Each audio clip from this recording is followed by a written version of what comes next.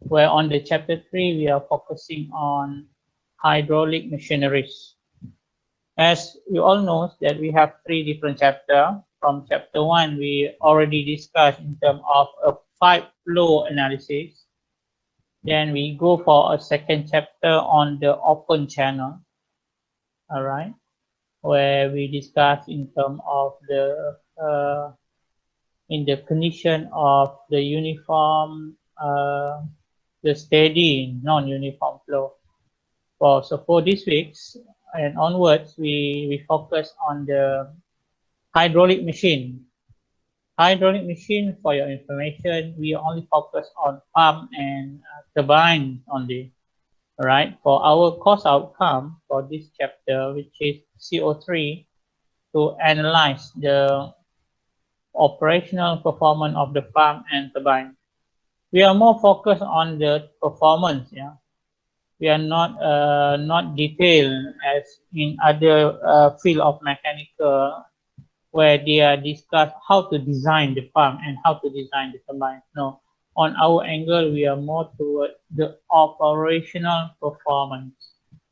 Okay, under program outcome PO2, where PO2, as you know, that is to identify and analyze well-defined engineering problem, reaching substantial conclusions using codified method of analysis specific to their field of activity. So the LO, the learning outcome for this chapter, which is to introduce for a different type of the pump, centrifugal and reciprocating pumps. For your information on the operational performance of the pump, we are only discuss on the centrifugal pump. Alright, kita akan tengok part ni. And then in terms of the performance of the pump, where we have a theoretical power, what is the actual power, what is the efficiency, and what is the value of the speed. Okay, with the consideration of the flow itself, we still using all the energy equation that we discussed from the previous chapter. Okay, and then we also discuss in terms of the performance when the pump in a piping system in a series and parallel condition. Okay, when we need to use the pump in series and when we need to use the pump in parallel, depending on the what condition. That's the area that we are going to looking for. And then in terms of the turbine, we also looking on the different type of the turbine. All right, under the subject of the turbine, so we separate this hydraulic machine in terms of pump and turbine. Under turbine, what we discuss is different type of the turbine, which is impulse and reaction turbines. All right, and then we are also discuss in terms of the parameter of the specific speed, synchronous speed, and overall efficiency. And the last one, we are discussing on how to make the analysis of the Pelton wheel. Okay, again, we are talking about now, when we discuss about these two elements, okay, we are discussing in terms of the mechanical energy and a fluid energy. Okay, with respond to the pump, we notice that we will transfer the energy from the pump itself is play as a mechanical energy, okay, towards the to improve the flow energy. All right. Okay. Okay. As I said just now, we discussed with the pump first. All right. For the class today, we only discuss on the pump. Okay, and as I said just now, what is the learning outcome for pump and turbine? Now we go for the LO for pump. We want to describe and to list the type of the pump. And then we describe to the classification of the pump. All right, and then we want to apply the energy equation. Again, class, energy equation is still our main equation to dealing with in this chapter. And then we want to produce the characteristic curve. Okay. From there, we will determine the performance of the pump. All right, we have quite detail over here in terms of the subtopic of this pump. We have introduction, we have energy equation. We will focus on the centrifugal pump, and then we are going to look in terms of the characteristic curve. All right. Pumping this reservoir. Sorry, pumping between reservoir, cavitation, similarity, affinity law, specific speeds, pump in piping system, and then pump combined in parallel, pump combined in series. So I will provide to you, I think I have 2 videos related to the pump. One video I will release during the class. Another one to understand on the pump, I will release after the class.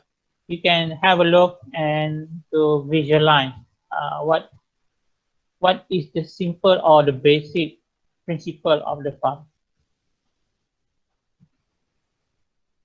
Okay, as I said just now, pump together with turbine belong to the category of the fluid mechanics. So we need pump as a machine that imparts energy to the system. Okay. So when we need the pump actually, okay. When we need the pump, that's the question. We release to you after this. And then a pump transforms a mechanical energy into a fluid energy. Okay. From mechanical to fluid energy, as I said just now. The pump will rotate and then will increase the velocity of the water, okay, the fluid, and then will result the improvement in terms of the heat or the energy of the system. You just imagine if we have a system, yeah, for let's say for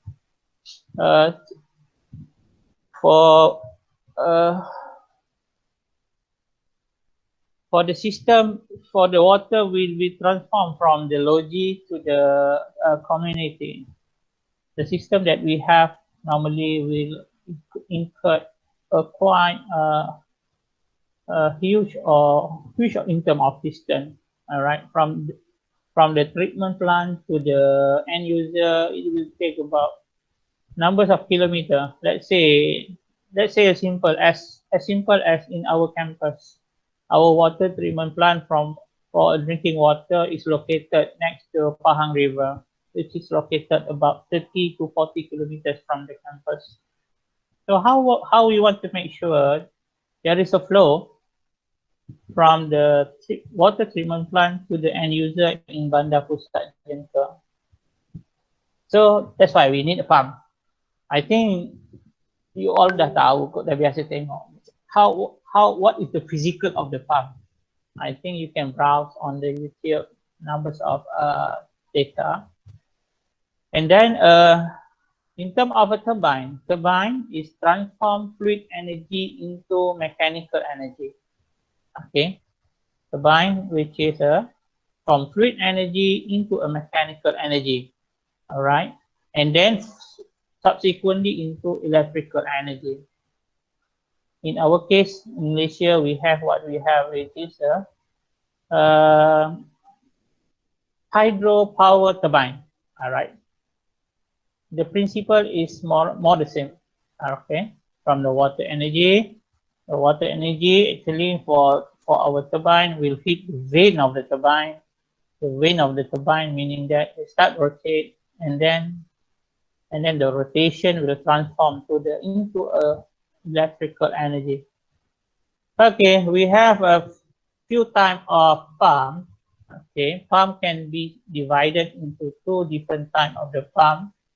which one? The positive displacement pump, and another one which is a rotodynamic pump. And under positive displacement pump, it can be further subdivided into rotary pump and into reciprocating pump. Okay, under rotodynamic pump, all right, it will subdivided into centrifugal pump, mixed flow, and axial flow. All right, this is in terms of the physical arrangement or physical setting of the pump itself. We don't want, as a civil engineer, we are more focusing on the performance. And then for this subject, we are only focused on the centrifugal pump. All right. So what is the purpose of the pump? Again, it's used to add energy to the system, and then by increasing the velocity in the pump or increasing the pressure of the pump or both. Okay, as I said just now, most of the equation we are using a pressure head value of H, right?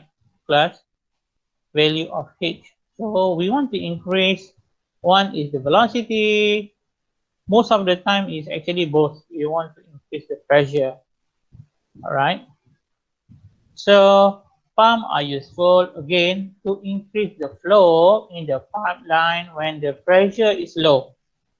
As I said just now, again, we back to the same example from the water treatment plant in somewhere in Temerloh, heading to our campus in Bandar Pusat Center, which the location is about 30 to 35 kilometer distance. And then and then the condition of the treatment plant is flat, all right, compared to the end user at Bandar Pusat. The condition is quite flat. There is no issue, class. If the treatment plant is located at the higher elevation to the end user, because the flow, we can handle the flow through the gravity. But in our condition, most of our condition in our country, when we're talking about water treatment plant, most of our water treatment plant is located next to the river. So it's a flat area. So we need a pump to support the system in order to make sure the water is delivered from water treatment plant to the end user. And then how big is the issue now is how big is the pump that we need to use. So it depends on the designer. Normally maybe for the 30 or 40 kilometer distance, they have two set of pump. The first pump might located, for sure is located at the location of the treatment plant. And then all the way, as we discussed in terms of the analysis of the pipe flow analysis, when the value of the head will decrease throughout the flow, where we are almost most of the time we are work out the energy equation and the final output, which is we work out on the head loss. Okay, when the value of head loss increase, and then for sure the value of the head will decrease until the value of pressure will reach to zero. When the pressure is zero, meaning that there is no flow. All right, there is no flow. So what is the need of the pump? The pump is needed in order to increase the flow by we increase back the pressure. So somewhere at the middle, let's back to our example just now from water treatment plant next to the Pahang River in Temerloh to end user in Bandar Pusat Jengker. The location is about 40 kilometer. For sure, there is a pump at the middle, or they are using a very what so-called the higher capacity of the pump, where the flow can be done, can be happen in one shot without the existing support of the pump at the middle. Okay, one more thing for sure, to convey water from lower elevation to higher elevation. Okay, there is no such thing. The flow will be done by gravity. If lower to higher, higher to lower, there is no issue here, class. Okay, what is the energy equation consider when we have a pump? All right. So this is the basic formula that we have to know. If we have a pump at the middle, yeah. Let's say we have a. Let me show you. Okay, this is the diagram. Let's say we have a diagram over here, point A and point B. All right. So we need to do the energy equation as usual between A and B. Now, what is the basic formula?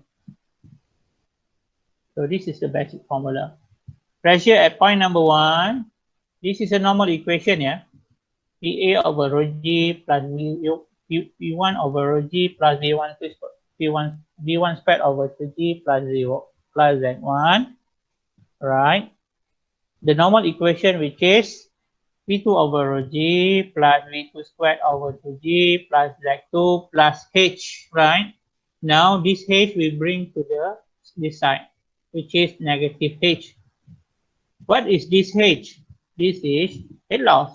This is the normal equation. The only new element, which is pump over here, plus HP. Why plus HP? HP, where the pump is located between 2 points. As a diagram that I show it to you just now, between 2 different tanks, tank at the bottom and tank at the top. So H, the normal value of H, we put it on the right equation, plus head loss. Now, just matter of we rearrange, we put it in the left condition, which is minus H. Okay, and then plus head of the pump. Okay, this is the equation for energy equation when we have a pump. All right. Why we put pump at the left? Because pump is located between 2 points that we are referring to. Okay, class, this is the first equation. Okay, this is the centrifugal pump. All right. Okay, what is the centrifugal pump? One of the most common pump in the market and what we use in practice. So this is the diagram, yeah. What is the property? We have an impeller, all right. We have a vane. Vane is a vane or blade, all right. Then we have a casing. Incoming in the middle, axially the water, the input, the incoming water will go axially in the centrifugal pump, and then the vane will rotate, all right. So they will increase the velocity. We have a swivel over here, and then the water will come up, coming and outgoing at this section, all right. So the basic of the pump, which must support with the motor. Okay, on the motor part, it's not our area, not really our area to discuss, because we are more toward on the performance. That one, for sure, those who are in mechanical practices will consider more. All right. So this is the impeller. We have a vane. All right, vane or blade. So there is numbers of property in terms of vane or blade. There is a blade. There is a type of vane which is closed like this, and then there is a type open type and semi-open type of vane. So you can browse if you want to. So this is the data. The water enter the pump in axial direction. All right. This at the middle, axial direction, as in the video just now. All right. Will causing the impeller to rotate. So the impeller will rotate, and then the impeller shape will force the water to flow outward toward the periphery. Okay, water flowing out will have two components in velocity. We have a velocity of swell as a tangential component, and we have a velocity of flow, the radial component. Okay, discussion of the performance and characteristic in pump is related to the discharge, heat, and efficiency. Okay, this is the three elements that most of the time of the calculation of the pump will involve. We will look what is the heat before and after. Then what is the discharge? What is the value of Q? How we measure? What happens if we have a series of the pump? How to measure this? And also what is the condition of the discharge and the heat when we have a pump in parallel condition. I see. So numbers of condition, yeah. So again, the characteristic curve. All right. Curve of the head versus discharge and the efficiency versus the drawn discharge are usually drawn. So this is the one actually that we are referring to. We have a head over here, we have a Q over here. Normally we have a head over discharge.